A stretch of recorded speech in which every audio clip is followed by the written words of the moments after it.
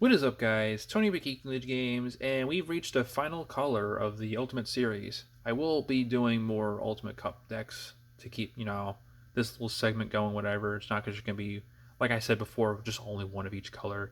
Obviously, there's going to be more decks coming around that, will fit the criteria. But we have Mother D Reaper, probably the only white Digimon deck you would want to play outside of Eosmon. So, before we dive into the deck profile here, be sure to like, comment, subscribe, hit the bell for notifications, and also check out our pro sites at www.geeklegiongames.com for all your Digimon singles and or sealed product. And without further ado, let's get with the deck profile.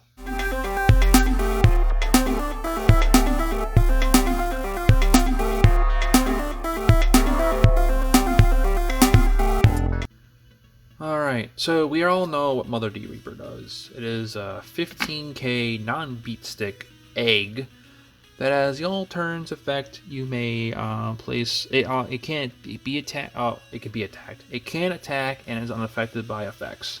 So that's options, that's Digimon effects, that's Tamer effects, whatever. It is unaffected. It has hexproof. The only way you can get rid of this card is you have Jesmon or any way to attack unsuspended Digimon, like Raid. So if this deck goes up against any kind of Marsmons or in the future any Raid decks, whatever, this deck just loses. Well, actually, you can't say just loses. We do have blockers to outsway all of that, but if we can't get our engine going by the time this goes down, if we're also very late in there, having 6 sources on here and gets swung into, we are in big trouble. But yeah, that's the egg. It also has the effect of we may place one searcher from hand or on the field to its bottom sources. So if we actually do come across Psychmons or other Digimon that prevents us from reduced play costing, you can just take the card, slot it from your hand for free, and then play one out for 3. So just remember that, because we don't have any tamers here to help us gain memory. So if they keep choking us at 1, you don't have to just play the searcher out, pass, and then wait that her whole turn to put it in. So you can do that. That's how you get around that. Speaking of, we have 4, 8, 12, 16, 18 searchers. I kind of wanted to do just like a print here or whatever, but I figure I'll let you see how many searchers I have. We are having 18 searchers that do the following. On play, draw a card. That's all it is. Obviously, it can't attack players, but this Digimon can attack Digimon. So they're swinging with their Digimon, and they're hit a bunch of searchers, whatever, and they're going down. They're not going down, whatever. You have these. You go ahead and swing it in for X, whatever, how many sources you have under your mother, and then tuck it in under your mother. That's all you do. You can play 50 copies of this, but 18 is the sweet spot. I've seen decks play 19 or 20, but I feel like 18 is the number that you want to be playing it at. Up next, we have some Pendulum Fleets here. Another 3-cost Digimon. Real top 3 cards to your deck. You may add 1 D Reaper in its traits and 1 Searcher. So more often than not, you're drawing 2 off this. Sometimes you may whiff and only draw 1, but you are drawing 1 card or more nonetheless. Up next after that, we got some 4 Bubbles.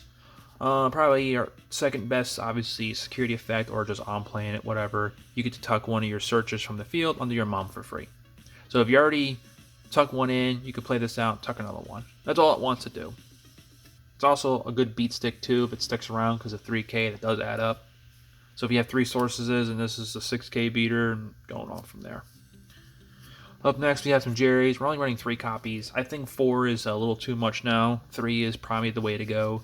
My opinion, you can play this at 4 if you want to see it more often. But anyway, it has its main effect. You may suspend this Digimon to reveal the top 5 cards in your deck, and you may play 1 searcher.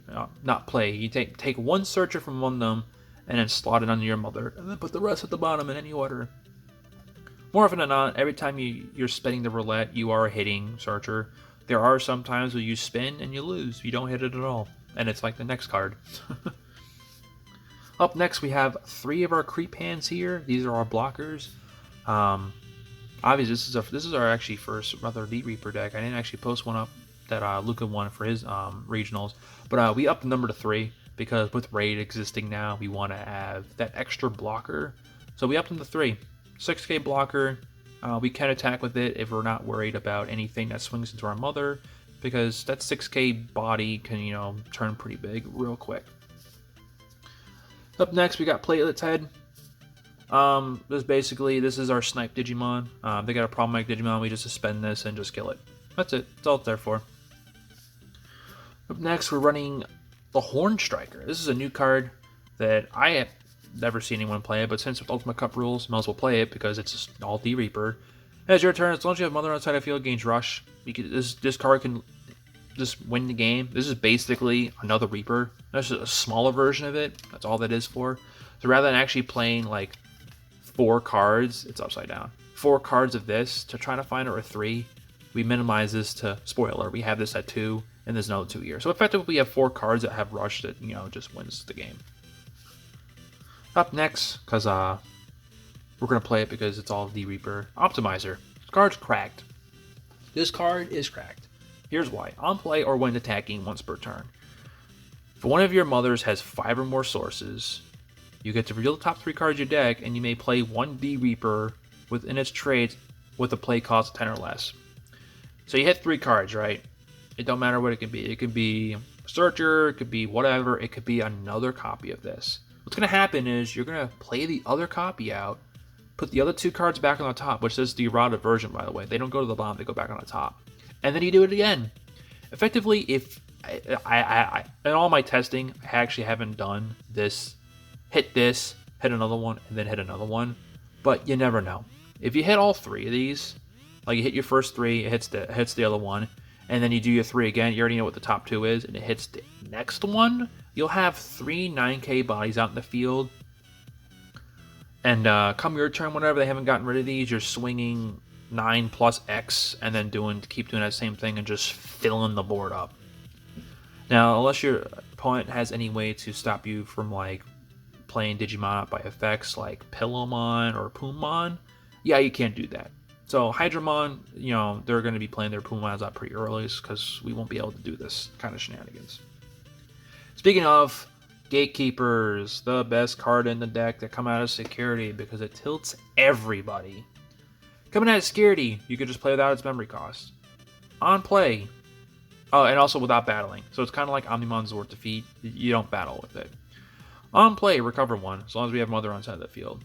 Very powerful. But here's the gross part out. Opponent's turn. As long as we have a Mother D Reaper with 6 or more sources, they lose negative tech.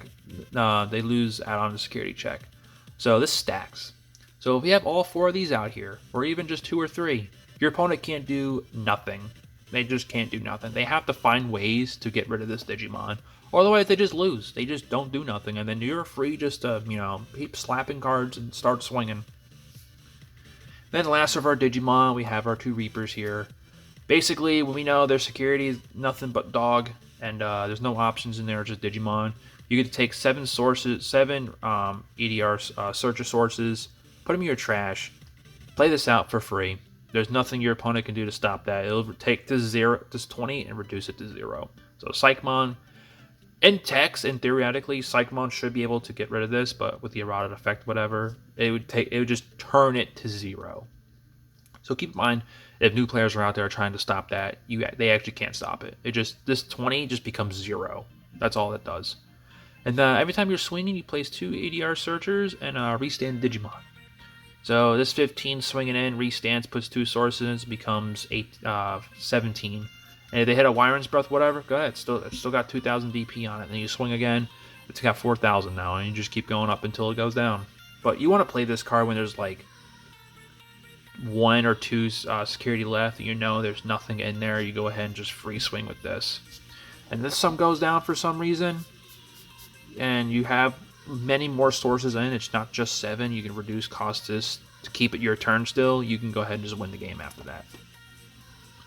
But that is it for the Digimon, up to our last remaining options. And to no surprise, it's X-Antibody. It is a white card we actually can play with. Play it now. If it does get hit the 1, sad.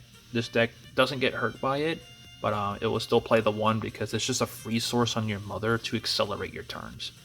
But it comes out of security, gains your memory, adds to your hand, and then your main phase, you can go ahead and just put it under your Mother. Now, the fun thing is, with Bargarami, if it goes up against this, I think it still can affect, you know, discarding cards or what. Actually, you can't do anything with your mother, but like any of the other Digimon on the field, they can do as well. But yeah, obviously we're not gonna be able to do the all turns. It can't be trashed, whatever, because mother can't be affected by it or when attacking, whatever. But lastly, we're adding 2 X programs in. And the reason why is this is because if you go up against the mirror match, it is a stall. There is no way that either one of you are going to win, and you're going to sit there and just draw cards until one deck's out. But in order to win the game, we have X program here that'll have the... Well, you have a Death X or Death X or Dex or Death X money, but play without its color requirements, which is white, so we meet the color requirement anyway. Main phase. Or its main.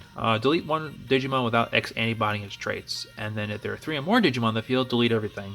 It is literally all delete for 8. And then the security effect is delete 1 of your opponent's Digimon without X antibody. So what we can do, we have 3 copies. Only 1 of them can be other mother at all times. The remaining 2, we can stuff in our gatekeepers. So we have 2 X antibodies left. We have gatekeepers out there. You would put them on your gatekeepers and then just play this. For the mirror match, you're going to literally blow up their entire side of the field, and obviously yours too. But you know what you'll have left? You'll have 2 gatekeepers, at least, or even 1 with X antibody its traits, and they will be fine. So now you just literally win the game. You just win, because what can your opponent do after that if they're not playing this card? But that'll be the deck profile for Reaper, and then the final color of the pool for Ultimate Cups. Pretty sure. Let me know in the comments below what you think about this card. Is this card just dumb? Is it not worth putting in here? Am I wrong that this card don't work with this if it's under your Digimon? I think it should work because it gives X antibody in the traits. That's my opinion, and that how I read it. That's how that is. But yeah, that'll be it for the deck profile. Again, be sure to like, comment, subscribe. And let me know what you guys think of the deck profile here, and we'll see you guys next time.